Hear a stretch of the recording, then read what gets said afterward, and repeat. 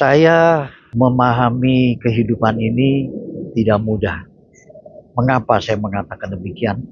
Karena apa yang saya alami sejak dari muda, saya ditinggal oleh orang tua, dan manakala saya menjadi anak yatim, dan di sana saya merasakan pahitnya hidup ini, getirnya. Bahkan didikan orang tua begitu membuat saya seringkali menjadi tidak suka karena terlalu dipaksa. Nah, untuk itu saya dididik sebegitu rupa oleh orang tua yang membawa kepada saya tuh satu pengalaman hidup. Nah, untuk itu saya belajar dan terus belajar. Tapi ada satu masa di mana kejenuhan itu terjadi dan sampai akhirnya saya melihat situasi kondisi bahwa ini sesuatu yang tidak boleh terus berjalan. Di usia saya yang 17 tahun, Tuhan sangat memperhatikan dan akhirnya saya dalam bahasa yang bisa saya kenakan, saya ditangkap Tuhan di usia 17 tahun. Saudara, singkatnya, saya ingin sekolah Alkitab. Tetapi ada nasihat dari gembala saya mengatakan jangan dulu, lebih baik kamu bekerja. Seandainya nanti Tuhan panggil kamu, pasti kamu akan meninggalkan pekerjaan. Saya ikuti saran gembala. Akhirnya saya bekerja dan singkat, dalam pekerjaan itu saya dipercaya dan tidak lama kemudian terjadi juga hal yang tidak saya inginkan. Dalam kurun waktu yang saya tidak perlu ceritakan, akhirnya saya di PHK perusahaan tersebut. Dan saya sangat saat itu terpukul, tapi ada satu hal yang saya percaya, Tuhan saya itu hidup. Dan satu hal yang membawa saya yakin Tuhan itu hidup. Bukan oleh karena kekuatan saya, saudara.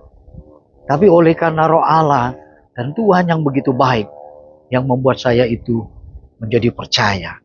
Dan benar, dalam waktu yang singkat, 2 tahun kemudian setelah saya dipecat, saya bertemu dengan teman dan mereka mengatakan bahwa perusahaan tersebut bangkrut.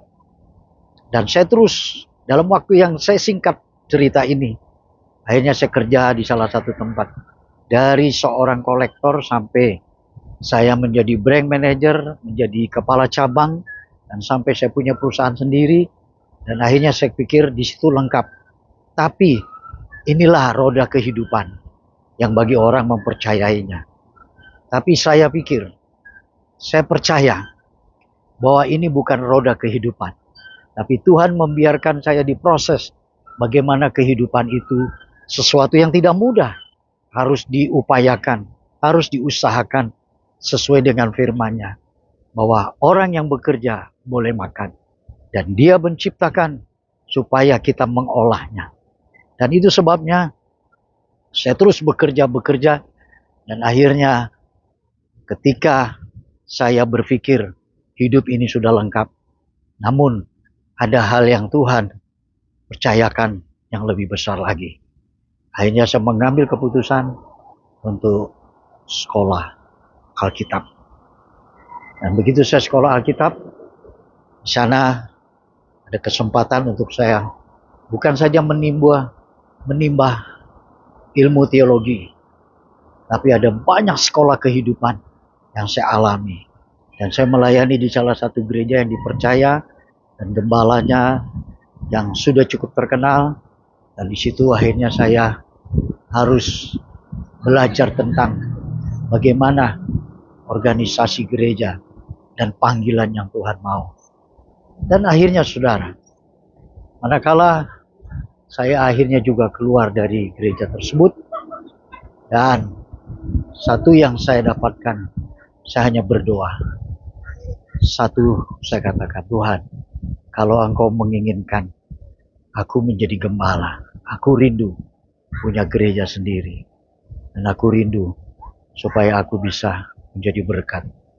Dan akhirnya Tuhan mendengar, saudara.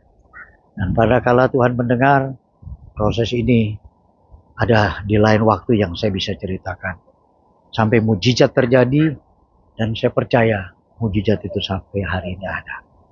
Dan gereja yang kami pakai di salah satu hotel itu oleh karena anugerah Allah. Dan saya belum pernah berjumpa dengan pemilik atau ownernya hotel ini. Tapi Tuhan buka jalan sampai akhirnya Tuhan memakai pemilik hotel ini untuk memberkati pekerjaan Tuhan. Dan sudah berjalan hampir tahun ke-7 kami pakai hotel ini. Dan nama Tuhan dipermuliakan. Kami sangat sayang kepada owner ini dan juga karyawannya. Dan itu sebabnya satu hal yang Tuhan katakan, bahwa Dia selalu menyertai kita dan Dia tidak pernah meninggalkan kita. Sampai jumpa. Tuhan Yesus berkati kita. Amin.